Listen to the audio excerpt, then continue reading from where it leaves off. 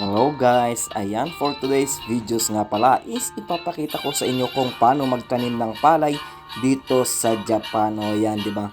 Ayan, at yung mga kasama ko nga pala ang nagtanim dito kasama yung amo namin, at ang trabaho ko naman kasi is yung mag-harvest ng mais ngayong araw na ito.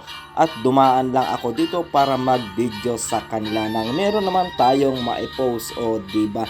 Ayan nga pala ang Kikay o makina ng amo namin, ayan, at ito naman isang katrabaho natin ang siya namang magbibilog ng mga palay na yan o ng mga punla. Ayan, sa inyong makikita sa video na yan guys, kung makikita nyo is binilog nga niya, o diba? Ayan, kagaya ng pagbilog lang sa'yo ng jowa mo.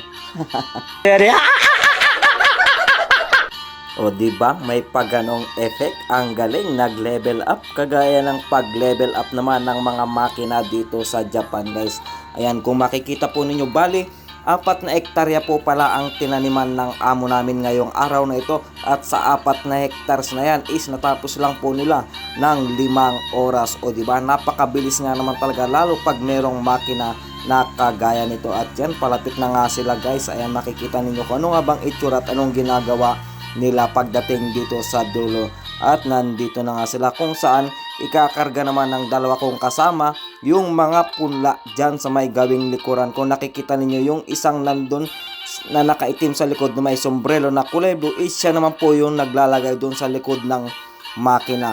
O di ba, para nang sa ganon is tuloy-tuloy lang yung pagtatanim nung makina. Ayan, ganito po ka-high-tech dito sa amin. At yan, nag-umpisa na naman nga sila. Ayan, kung nakita nyo, kasama siya ng amo namin na nakasakay dyan sa makina na yan. O diba, kasi siya yung maglalagay po dyan sa likuran na yan. At yan, kung makikita ninyo is bali 8 linya po pala agad ang natataniman kada isang diretsyo ng makina na yan. O diba, ang bilis. Kaya napakabilis lang nilang natapos yung 4 na hectares. O diba, ang alam ko is meron na rin ganito sa Pilipinas. Ayan, kasi nakakita na rin po ako ng ganitong makina sa Pilipinas. Meron na rin pong ibang lugar dyan sa Pilipinas na gumagamit ng ganitong makina na kung saan mas napapabilis nila yung pagtatalok o pagtatanim ng palay. O diba, napaka-convenient po. Ayan.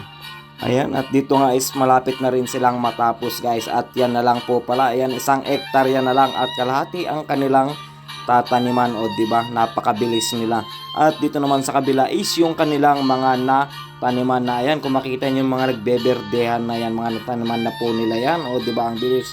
At yan lang guys, thank you so much po sa inyong lahat. Please like, comment, and share. Follow for more.